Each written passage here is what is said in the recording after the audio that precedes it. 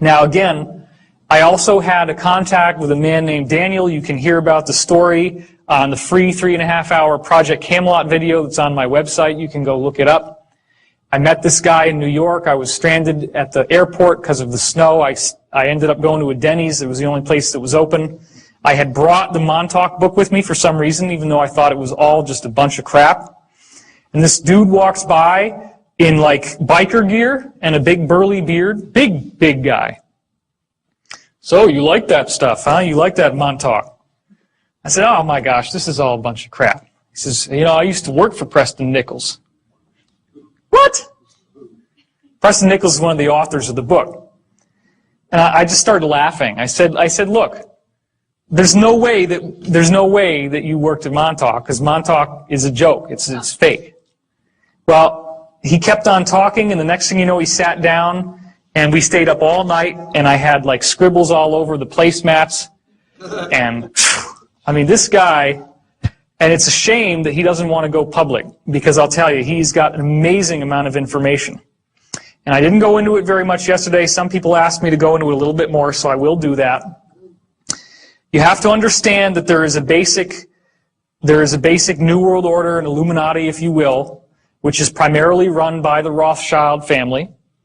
The Rothschild means red shield, which is all kinds of esoteric symbolism we could go into, which I don't have the time for. The Rothschilds financed Stalin and the takeover of Russia, the Bolshevik Revolution, 1917. They have financed the French Revolution. They financed World War II. They financed Hitler, and they were financing the U.S. So they believe in order out of chaos. You fund both sides of a war, and whichever side wins, you got their vote, because you're their paymaster. You've given them their money. You control their financial supply, which means you can control the government. Okay? And you profit no matter what. Right. And also what happens is that the war stimulates the economy, so you get much more infrastructure and much more buildings coming out of it. That's why, for example, Ford Motor Company was building tank plants in Germany, which is why Hitler's Wehrmacht had the tanks. Was from Ford. When American bombers bombed Ford's tank plants in Germany, Ford personally repaid Hitler so he could rebuild the tank plants faster. Boeing actually was shipping, this has been documented, was shipping passenger airliners to South America, which were then sent to Africa, where they ripped the seats out and turned them into Hitler's bomber fleet. That was Boeing. These are American corporations. The whole idea of these big wars is a joke. It's a setup. It's a game that's played to play off the opposites against each other in the hopes of synthesizing a new world order where we all kind of synthesize. That's why Democrat and Republican is a joke. Okay? They want certain aspects of the conservative Republican Party. They want, for example, the cultish religious aspect, but it's not Christianity. That's why the liberal side is all about being open and being free and not having any of these traditional shackles on you.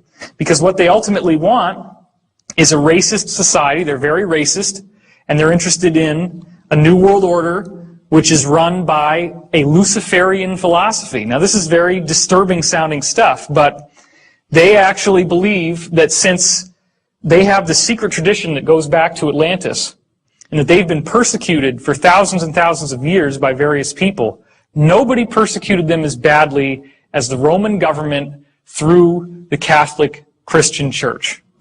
They were tortured, they were killed, so they came to the natural conclusion, you can understand anybody would have done this under the circumstances. What do you think they would choose? They would say, okay, whatever God these guys think is God, that's not the right one, because he's stringing us out on the rack, he's torturing us, he's killing us. Therefore, whoever the Christian church says is the bad guy is the good guy. Okay, wait a minute. Lucifer is the brightest light, the brightest angel in heaven, right?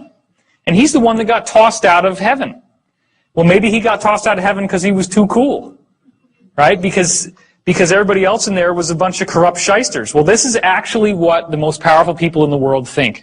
And they are a fundamentalist religion just like any of the others. They still believe this weird stuff. They follow these teachings. They actually buy into this, okay? So that's why it's weird, because you see these political parties that are siding with religious fundamentalist Christianity, and they actually do have a fundamentalist religion, but it's the mirror opposite. So their energy vibrates with each other, and that's why they work together so well. Don't forget, of course, that Hitler was also running on a Christian platform. And who was Hitler's main ally in World War II in Europe? Italy. Italy is the Vatican. The Pope and all that stuff was supporting Nazi Germany, okay? Because it was in the Vatican, which was in Italy, which was Mussolini.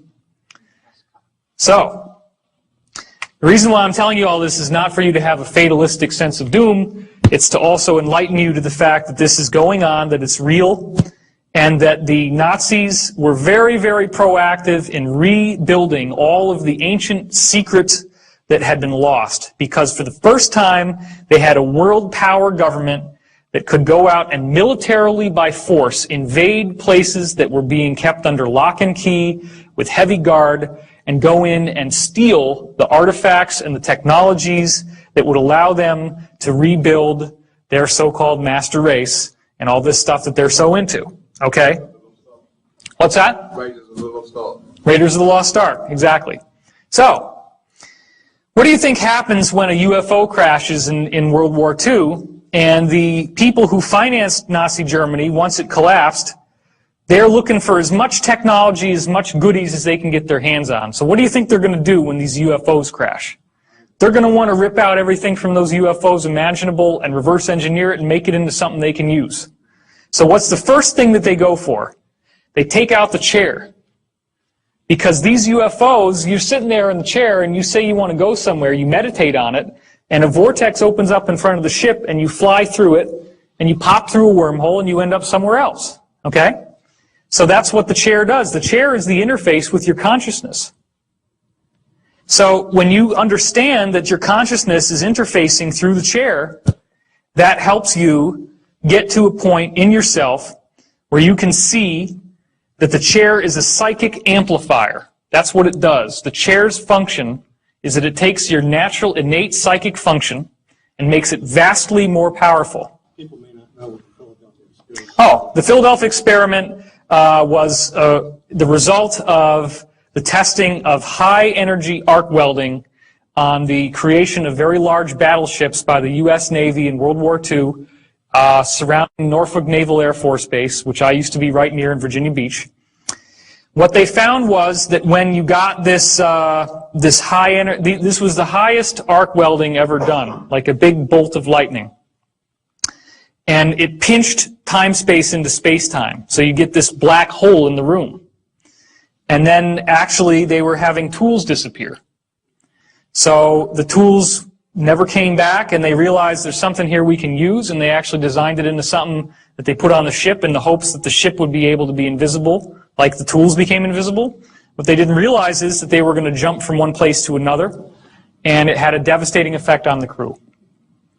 Anyway, I don't want to spend all of our time just going through this old material, so we're going to get back to the chair. We're going to get back to the point that they could actually create a wormhole with the chair, with the psychics exercising their consciousness in the chair. They had help from, apparently, ETs from Sirius in designing the chair.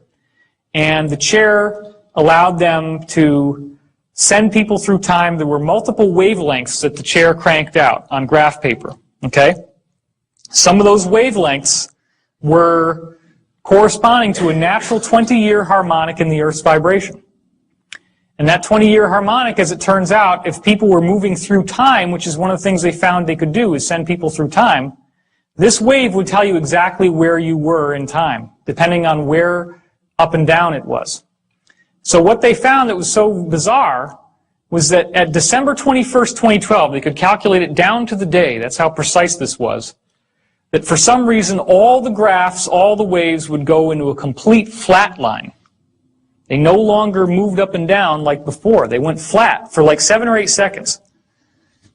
So then they're asking the guys that went through these Stargates and were traveling into the future, what happened to you? Every single time that somebody tried to hit 2012, they said the same thing. There was this thing they called the bump. It actually hits you like a bump. You actually feel like you've slammed into something.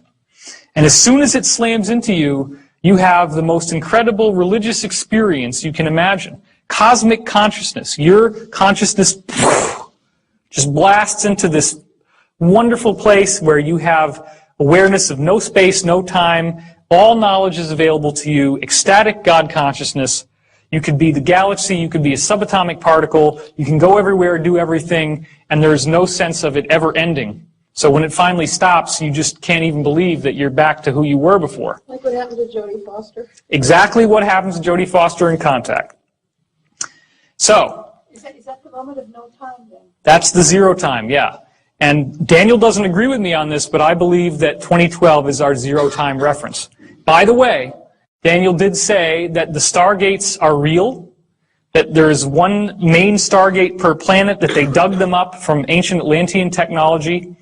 They actually buried it under the ice in Antarctica because they were concerned that something would come through that could damage human life.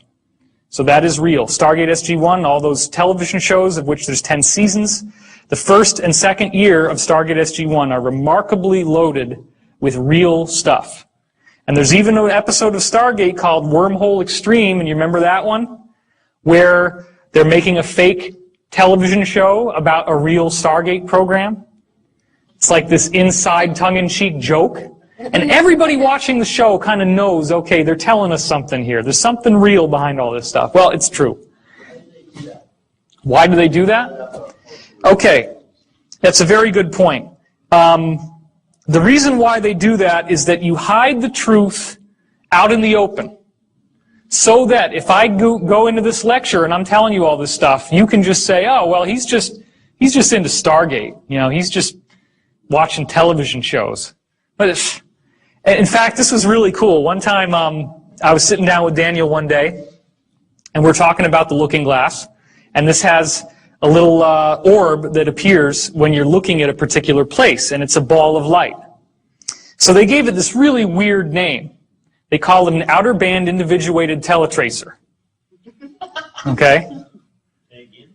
Outer band individuated teletracer. And they shortened it to the word obit. Outer band individuated teletracer, an obit, right? So then we're thinking, all right, this is what they always do, right? They hide this shit out in the open. Let's go Google outer band individuated teletracer and see if there's anything there. I couldn't believe it when we went on Google after he just told me this. He had no idea either. And boom, Outer Limits. There's an episode of the Outer Limits called Outer Band Individuated Teletracer. Wow. And it's all about this stuff. There was a show, he was actually really interested in me too, because I seem to have some sort of psychic connection to these things. He says to me one day, what do you think a TVG is? I said, time vector generator.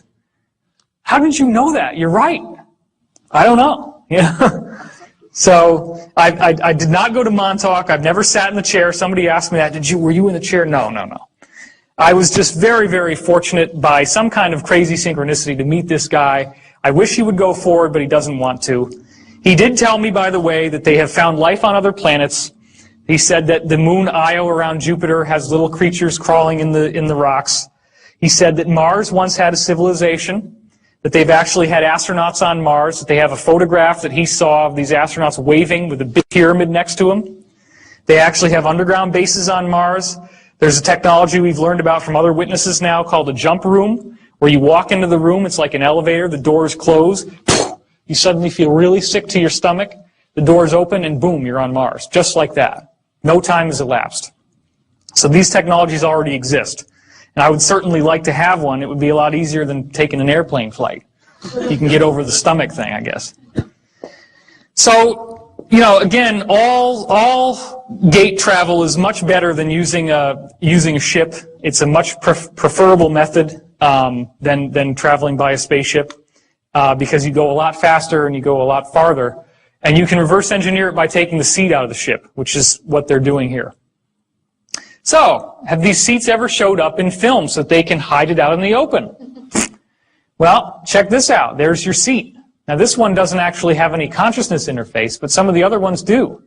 Total Recall, jump rooms to Mars, civilization on Mars, underground city, pyramid at the end, and once again, you have a chair that has a strong effect on your consciousness.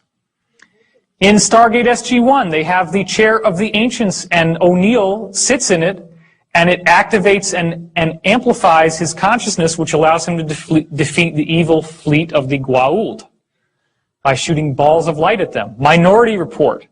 Here you have people sitting in chairs, floating in water, and they are psychic, and it is amplifying their psychic ability, which Tom Cruise is then able to manipulate on a screen. One of the things that Daniel told me is that out of all the waves that this chair cranks out from the ships, that it also includes visual images from your pineal gland. And they can space them out and look at them just like in the movie. So this may have been designed to set the precedent so that someday they could actually create a department of pre-crime. Now what also is very interesting is that the witness testimony we have of people going through these wormholes shows us that it looks like little light bulbs lined along the sides as you go inside. So that right there is not an accident. We've already got pre-crime in Britain. Really? Jim Moss has been talking about it. Oh, how about that? Jim Mars has been talking about pre-crime in Britain, he said. Okay, X-Men is another one. You remember Cerebro, where he wheels up to this thing? This is actually the antenna at Montauk, except that it's a octahedron, 2 Egyptian pyramids base to base. But the same basic idea. There's a chair in there. You put this little helmet on. This is where you sit. And then it amplifies your psychic ability. That's what allows him to be able to find the missing mutants when they go missing. It's what allows them.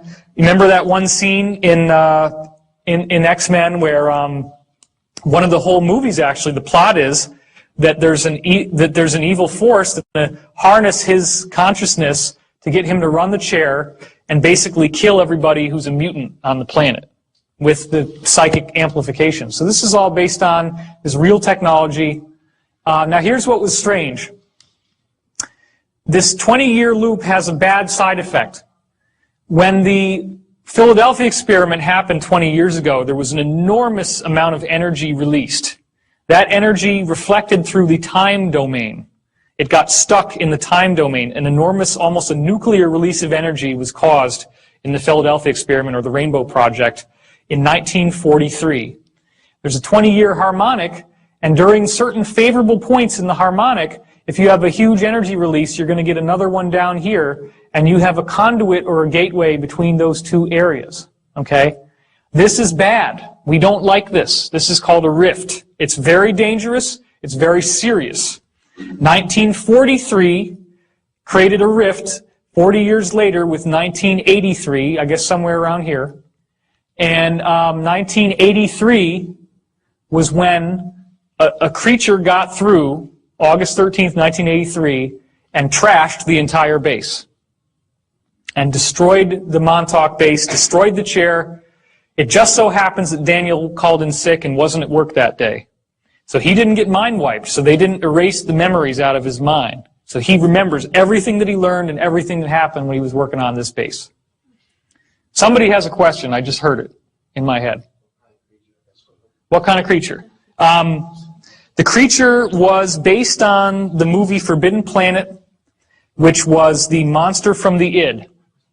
The secret that Daniel knows, because he was in contact with the guy running the chair, Duncan Cameron, is that they were very pissed off at these Nazis. They did not like the Nazis. They didn't like what they were doing. They thought they had too much power. They thought the potential to misuse this technology was much too vast. And they said, we need to figure out how to stop this thing from going on. They created the monster with their own thought.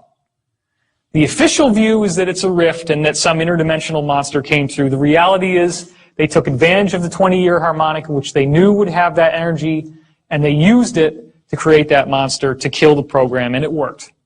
So that's the truth. What's that? They would be the, what you would call in the Stargate SG-1, the Tok'ra, the inside people who are not going along with their bosses, but they're rebelling, the white hats, so to speak. So, Hold on real quick, I'm losing track of everyone. So Daniel is the burly guy you met and not Dr. Dan Burrish. Daniel is the burly guy that I met. He named himself after Daniel in the Stargate series, Daniel Jackson. Is he okay? Are you sure he's okay? I'm sure that he's okay now. He's in seclusion. I haven't even seen him in 2 years. He usually lives out in the middle of nowhere. He doesn't like a lot of human contact because he's been psychically trained. He was measured as a P7. He had a special psychic gift called a conduit, which allowed him to feel other people's emotions and thoughts very, very strongly. And as a conduit, he was able to take, like did everybody see the movie Powder? He could do just that. In fact, it's possible, because he was the only person they ever found that could do that, it's possible that the movie Powder was written about him. I don't know that for a fact, but it's possible. He also has some really weird stories. He said that he was accosted by a gray extraterrestrial when he was in his remote location, and he shot it with a shotgun. And he said that they found out in these programs that the extraterrestrial physiology is like a vegetable and not like a body. So you can shoot them and they don't get hurt. This thing, and it just sort of kept walking. Very weird, huh? So yeah, and that's what's so strange is that when I was in high school, I wrote a story about a guy who shoots an extraterrestrial with a shotgun. And we started to find all these weird correspondences. The first time I took LSD, and I have done acid, I did 20 some odd trips. I had a very strange experience.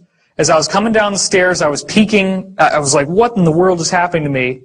I had this feeling that if I did not create the floor under my feet with my mind, that I would fall through the floor.